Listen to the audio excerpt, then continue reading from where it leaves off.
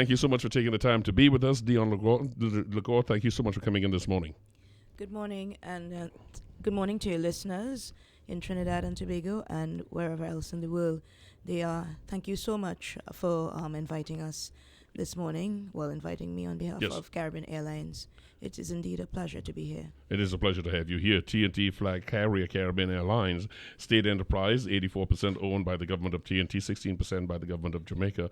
Increased traveling and lower fuel prices. Usually, a lot of airlines are very, very happy about that, particularly the low fuel prices. But Caribbean Airlines not only have been fortunate, but like all other airlines because of the lower fuel prices, but entering, 2 days short of your 10th anniversary, you have done a lot of infrastructural work and a lot of expansion. Speak to us about the expectations from a lot of folks as to Caribbean Airlines turning this huge profit, and sometimes it is not tempered by them looking at the amount of work that has been done to bring the airline competitive, as it were. How has the journey been for the past 10 years is how I should be my first question. Well, the 10th anniversary actually would kick off on the 1st of January of 2017. The paper registration The of paper the airline registration was would early, have yes. taken place in September of 2006, but operationally we began flying on the 1st of January 2007, and it has been a very interesting journey. I left the airline in May of 2007, and I have returned because you would appreciate that the airline industry is like that. It's very intoxicating, and it has to do with the dynamic nature of the industry. Some people may be of the view that it has to do with flying, but it has less to do with flying and more to do with the fact that there is so much to learn. And for those of us who are curious in a particular way, it affords that, because it is not an embellishment when I state that every single week I learn something new, because it is the nature of the industry. So Caribbean Airlines, it has been a wonderful and bumpy 10 years at times, but the 10th anniversary will be very significant from the standpoint that the airline is in a state of transformation. And I say that because we are really focusing heavily on our customers. So you find that with the pending strategic direction, or the strategic direction that is in place, it is quite customer centric. And in fact, we are refocusing the brand to embody and reflect 4 key themes. And those themes are: we care, we connect, we create, and we are the Caribbean. And these themes are being manifested in everything that we do: our culture, our operations, values, and every aspect of behavior in the airline, both internally and externally. It means that we're paying attention to not only our back end, which is critical. So you would find that from 2015 to 2016, there was a lot of improving and upgrading our systems. So we shifted the reservations, check-in, and airport system to Amadeus, and we're now in a we're phasing in the loyalty program. And the first phase of that loyalty program to the Amadeus Hit It Loyalty began on the 21st of September, where basically we are now handling the loyalty program in-house. The loyalty upgrade is taking place in 3 phases, and we expect it to be fully complete by the end of January 2017. What this means is that by the end of the migration, persons who are frequent flyers will be able to go online, check miles, redeem miles, see the inventory. So we're making it very convenient and easy for persons to manage their miles. We are still there, a phone call away, but a lot of people like the ability to access. So again, another back-end upgrade would have been the upgrade of our mobile application. and everybody is on the go, so that now we're accessible, more accessible via smartphone, because we did have an application before, but the application has been upgraded for even easier connectivity. So you find that many of the conveniences of the desktop site are now available on your mobile smartphone. 6 minutes away from the top of the hour, 11 o'clock. Dionne Ligoure is the head of corporate communications of CAL. The reason I ask her here is what I'm going to zoom into. I had to take the opportunity because you're thresholding, thanks for the actual operational date anniversary. So you're thresholding your 10th anniversary. Yes. And during that time, one of the only reasons that a business stays put is because it satisfies customers. Caribbean Airlines, been able to capture for the 6th consecutive year from the 23rd World Travel 26 Award for the leading Caribbean airline. This is not an easy feat with such competition going out of there that exists outside. What do you credit this to? I credit that to the tremendous support of our customers. And we have a very loyal customer base for which we are very grateful. And you're quite right. No company can exist without the support of loyal customers.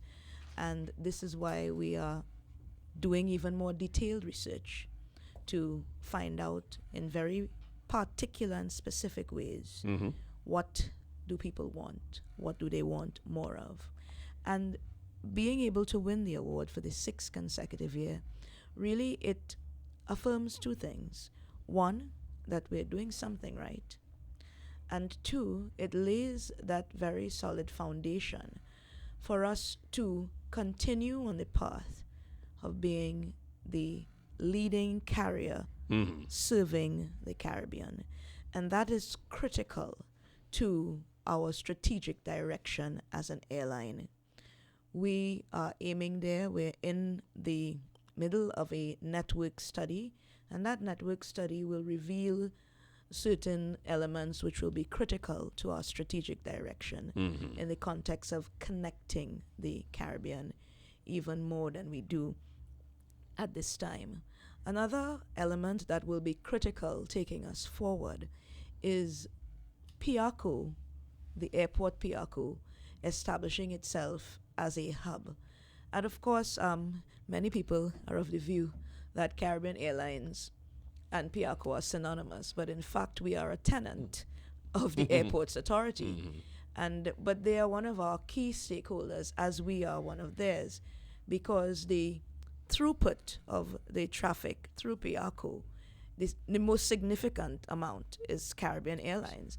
It may be not a well-known fact, but a little-known fact that we transport over 1 million passengers on our domestic route only annually. Yes. So that we are really working very closely and collaborating closely with the Airports Authority, because for Piarco to become the hub that it certainly can be, it requires some adjustment in the context of the infrastructure to facilitate easier connectivity for our valued customers and for persons traveling through Piarco. Airports make their revenue or generate revenue based on foot traffic, well, meaning traffic through that. And we really want to work harder because of the tremendous potential that Piarco has. And it is our home base. It's a home base that's necessary. You started out, with 10 markets? Now you're serving 17? Yes. And I think that award works really nice for the corporate profile so well that I wonder, which is another, be careful when broadcasters say to you, I need to talk to you about your award, because there's always something else inside of there. Well, of course. Yeah. The thing that's inside of there is the statement from the St. Lucia Prime Minister. Yeah, his dissatisfaction with the airline that's currently serving his country, which is owned by the governments of Antigua, Barbados, Bermuda, also Dominicans and Vincent, and the Grenadines. I'm talking about Liat. And he is so dissatisfied, he said, that he made the statement, this is Mr. Alan Justinet said, that he's going to have CAL serve as the national carrier. That, he said, it will be the best option for the island. considering the many problems that they are facing.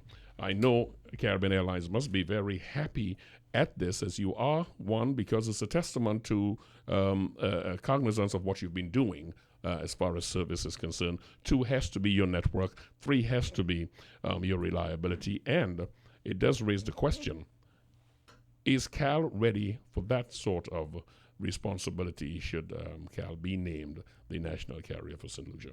Well, I will break the response down into different elements. You are correct because it is a characteristic of Caribbean Airlines to be reliable. It is. You would find that in a lot of the destinations to which we fly, competition may come, but competition does not always stay.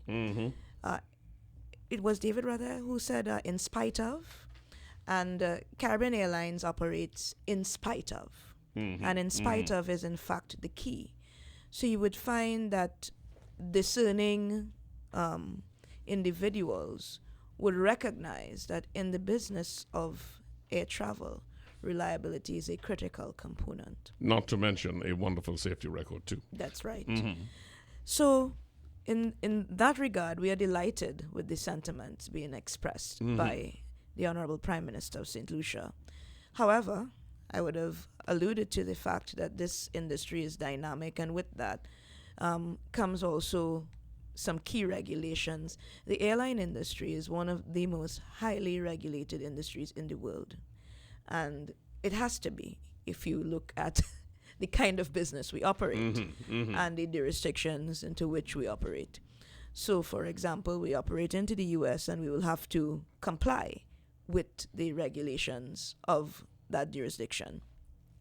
Within the Caribbean, there is something known as a community of interest.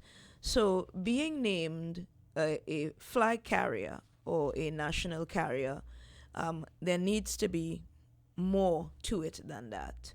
And that's a start, and it's a great start. But there's also need to be regulatory support in order for that to be optimized, that status of flag carrier or designated carrier. And they both have different connotations. And it requires, or ideally, if CARICOM would activate the community of interest, and that is very specific terminology, that would be a key enabler to Caribbean Airlines. Also, we have a mandate from our shareholders, and the mandate has to do with financial performance and breaking even. And you would also agree that we also have resource constraints, because currently we have 5 ATRs and 12 737s, and aircraft don't make money sitting on the ground. You also have maintenance schedules that you have to adhere to. It's not, an aircraft is not like a car. So, if you have an oil change due with your car, you can say, well, all right, I'll run it. There's no such option in the airline business. We are highly regulated, and you have to, if an engine has to be changed because it has reached a particular number of cycles, it has to be done regardless. You can't decide, well, all right, let me continue to... It's functioning properly so I can stay with That's it. No, right. No, you have to... You have to adhere to the your schedule. regulations. That is the nature of the business. So you find there's several elements, and we're willing to work and to work closely with our stakeholders, because the needs of travelers are changing. And last time I checked, there were no bridges connecting the islands of the Caribbean. So that we must fly, and we're here to provide that reliable service that the Caribbean people need. Now, it also means that we can go to key points, for example, St. Lucia, and there are other ways you can get from St. Lucia. Let's say you're going to one of the smaller islands off of the because they're coastal islands in various parts. So let's say you want to get to Barbuda. If you get to Antigua, you can probably take the ferry and so to Barbuda. But what we want is to provide that connectivity. Mm-hmm. The message is really, we're here, we are willing, but there are some things that may be out of the hands of Caribbean Airlines. Right. And this is where we will require the support of all the parties who have signaled their interest in having Caribbean Airlines as the national or flag carrier. Because if you take up that responsibility only for St. Lucia, it means that you have the added situation of going St. Lucia, Barbados, and even going to Puerto Rico. I mean, you can, as long as all these things are operationalized, as you said. Yes, and with the SAD community of interest, this is where we can really fully optimize the ability to operate between and among various islands. And the same thing would be consistent in the case of the Grenada Prime Minister. He too is expressing. He has not said anything about the national carrier. Let's be clear, but he has expressed great disquiet with what the service they're receiving right now. So that may be an avenue that may come down the line if these things are operationalized. Yes, the persons involved in regulatory issues are well aware of these elements, and it will be key to being able to realize that ambition of really being the preferred air carrier serving the Caribbean and supporting these governments in the way that they have indicated they need the support. In other words, we also need support because, again, there are resource constraints and we do have a mandate from our shareholders. But that said, we are very willing to engage in further discussions to ensure that we're able to deliver on these things. 6 minutes after 11 o'clock, Dionne Ligoure, head of cooperative communications at Caribbean Airlines, is my guest. You mentioned a moment ago accurately so that when you're dealing with an aircraft, you're not dealing with a vehicle that you can go in and postpone your oil change. It just brings me to dealing with a situation that even though a statement was put out clarifying its safety, to me is one of my close things that I hold with my airline, with Caribbean Airlines. And that question of what happened with the warning light coming out of Tobago recently, you want to just elaborate on that just a bit? What in fact was the problem? The thing is, it's so simple. It's simple to elaborate on. Meaning, there are times you may get Check engine light. a check engine light, a warning light because a sensor triggers something. That is the simplest way for me to explain that. Basically, a sensor triggered a response, and because of the highly regulated nature of the airline business, you can see an oil light going and you can't decide, oh God, I ain't bothering with that. You cannot. You have no such option. And certainly Caribbean Airlines, safety is our number one priority, the safety of our valued customers and our crews. So immediately, if that happens, our crews are highly trained, so they go into action one time. You don't have any option, oh, well, don't worry with that. No. There is no such option. So even though it was literally a false alarm, we have no room to move there. So you go into what the standard operating procedure is. You call in, you declare whatever you have to declare, and move accordingly. The mobile website that has been launched, you mentioned it makes it easier for a lot of listeners. I would ask you to detail the advantage to having this mobile website, because it is the way of the world, and everybody's got this little thing in their hands and they would like to get all their business and transacted right there and done. Delineate on that for me, please. Well, in short, it allows our customers to book flights, add or update their frequent flyer information, add or update contact details. And let me just give me a few seconds to elaborate on that. Please. I would urge persons traveling, regardless of whether you have booked with Caribbean Airlines directly or not, please always provide a contact where we can reach you. For example, an office number is not useful on a weekend. So that I'm really urging persons, because in the event of delays, we do have a call-out team, and that call-out team is on 24-hour duty to call delays as required when necessary. And when there are no contact details, it makes it quite difficult. It's inconvenient for the customer primarily because if we are unable to reach you and you get to the airport, traveling is stressful in itself for many people. But the added inconvenience of a delay, even though we may have tried to reach out to you but couldn't do so. So that is critical. If we can get into that habit of providing contact details where you are easily reached or where someone would answer who can get a message to you, that would improve everybody's experience. So another thing that persons can do with the mobile site is to add seats. You can put in your meal preferences, and right there from the palm of your hand. We recognize that we live in a world where everything is on the go, so that you need information almost in an instant. And the site is quite responsive. I have it downloaded on my own phone. It's easy to access. As a matter of fact, if you attempt to download it, it's a sophisticated link, so it will detect if it's a mobile device or not and direct you accordingly. And persons must remember, because I realize that we may soon be out of time, that when traveling, Caribbean Airlines is one of the, few airlines that continues to offer an all-inclusive experience, a genuine all-inclusive in-flight experience. So there are no hidden things. When you make your booking, you know that you will be getting, depending on your destination, an authentic Caribbean meal. You will be entitled to drinks, some complimentary, others depending on the cabin you're sitting in would be either complimentary or a small charge.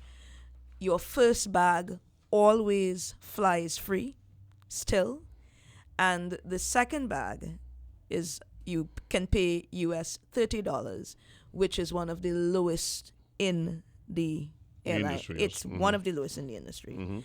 So I would urge persons, when you're traveling, demand value, and to demand value, the sole choice is Caribbean Airlines. It goes a whole different way to go into the profit margin, so we're not going to spend the time on that. That's a whole different discussion. But and I'll be happy to come back at your convenience. Yeah, I would like to go into that because a lot of folks complain. It has been that we are not seeing statements for CAL of recent vintage as far as the profitability of the airline. That is something I would like to explore.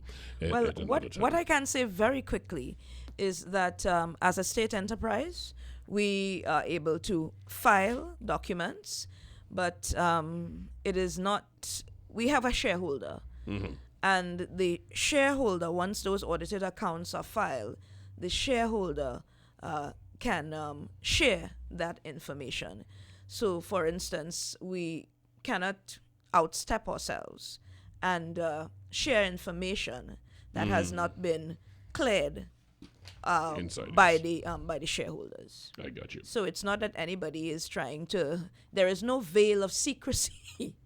We're a state enterprise, so the idea of a veil of secrecy really is it's an anomaly, and but we can speak, but at the appointed time. I got you. There are protocols that must be observed. Thank you so much for taking the time to come into us this Sunday. Head of Corporate Communications, Dionne Ligoure from Caribbean Airlines. I am excited. I am optimistic that some of the areas you identified, it has to be cleared for should we have the designation for St. Lucia would in fact be cleared, because I keep musing to myself, we couldn't do it politically, but why can't we do it from a business standpoint? Get the Caribbean islands all together with one airline, which of course I know is the intent of Caribbean Airlines to be exactly that, Caribbean Airlines. Yeah, the preferred carrier serving the region. I thank you very much. I thank your listeners. And whenever I'm literally one phone call away. So if you need information, if you need us to guest, we'll be happy to do so. I appreciate that, and I will be taking advantage of that in short order. Absolutely. Have yourself a wonderful Sunday. Thank you so much. And you as well. And Thank to your you so listeners. much. Take care.